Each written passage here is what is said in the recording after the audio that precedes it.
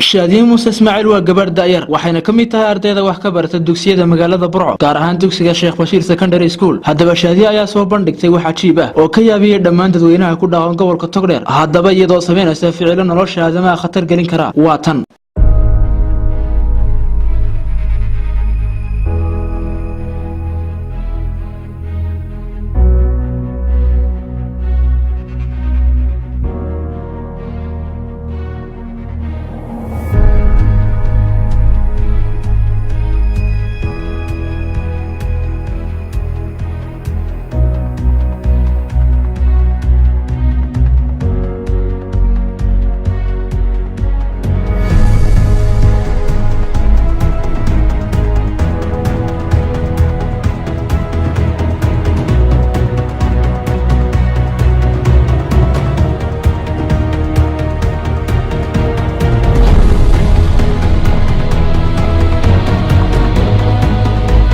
dhanka kale iyadoo ka warbixinaysa marxaladaha kala duwan oo soo martay ficilladani waxa kamid ah hadaladeedii sida tan waxaan isku arkay dugsiga hoose dhexe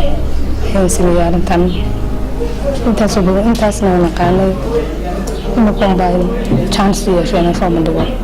waxaan doonayay inaan horumar badan ku gaaro balse laakiin in badan ayaan naqaanay arrintan maalin dhaweyd oo jaamacadda burco ay soo bandhigtay bandhig hibeed quality ay ardayda soo bandhigtay iskuulada sekondariyada oo lagu tartamayay ayaan jeclaystay inaan iskuulkayga aan ugu tartamo oo aan kaga qayb qaato dhacdadan balse laakiin waan ku guulaystay kuma guul daraysan maxay tahay iskuulkayga magaciisa iyo anigu waan ku soo baxay markii uu haysan soo bandhigay hore ma soo bandhigin mar hore aan soo bandhig laakiin way suurtagal weyday in markii koowaad soo bandhigo gabooyin kale ay siiyeen waxaan doonayay inaan ku dhaliyo waxaan ku qaadanayo ma isleedahay hamuun ayaa loo qabaa in dhalinyarada reer Somaliland loo sameeyo meelaha ay ku soo bandhigaan hibooyinkooda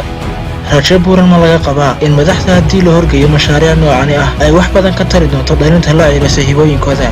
su'aalahan iyo su'aalo kale badan ayaan hubaa inay maskaxdaada ka dhex guuxayaan fikirkaaga noogu reeb komitii ahaan sababtoo ah laba fikir oo la isu geeyay ayaa isbedel dhaliya Cabdiraxmaan Hussein Somali Cable TV